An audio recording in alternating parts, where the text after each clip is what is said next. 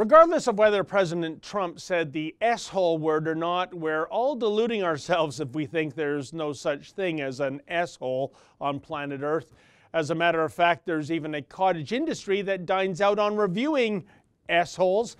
So why are so many losing their minds thanks to Trump allegedly uttering this word?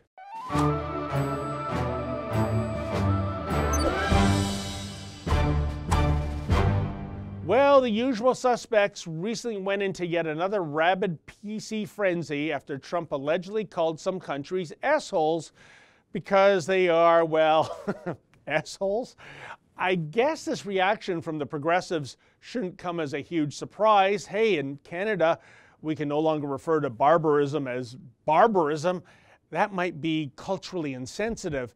And if you have the audacity to protest homegrown ISIS fighters returning to Canada, well, then you're obviously a white supremacist or an Islamophobe or both.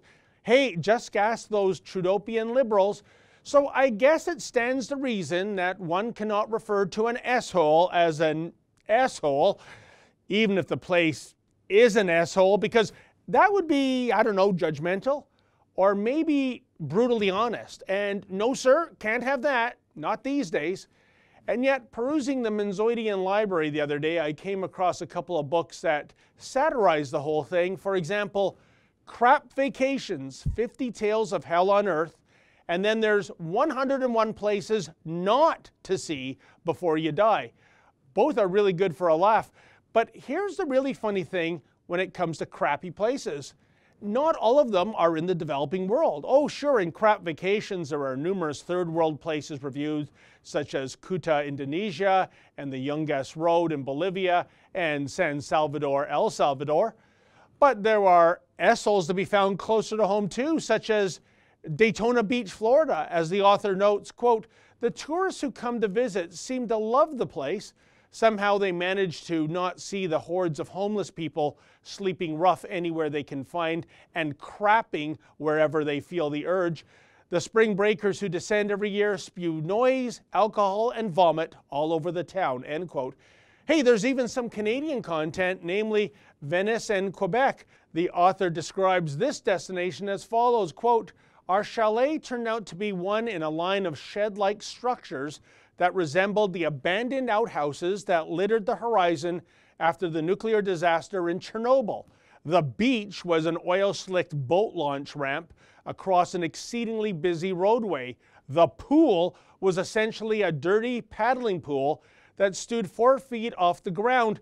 As we headed to the office to register, we watched as some slob stood atop a minuscule poolside diving platform, chewed the last few kernels from his heavily buttered cob of corn, tossed it into the grass, and then toppled into the water," end quote. Oh, nice. Indeed, in 101 Places Not to See Before You Die, author Catherine Price points to Times Square in New York on New Year's Eve. Now, that should be on everyone's to avoid list. You see, it looks like Party Central on TV, folks, but what you can't see is how cold it is, how there are no food vendors, how you can't leave your spot because you won't get back, and worst of all, the dearth of bathrooms. Quote, "That's right, nearly 1 million people crowd into Times Square every New Year's Eve, some of whom arrive some 12 hours before the ball drops, and yet the city provides no additional facilities. In the words of one former New York cop, if you want to survive New Year's in Times Square, you'd better have the bladder of a camel," end quote.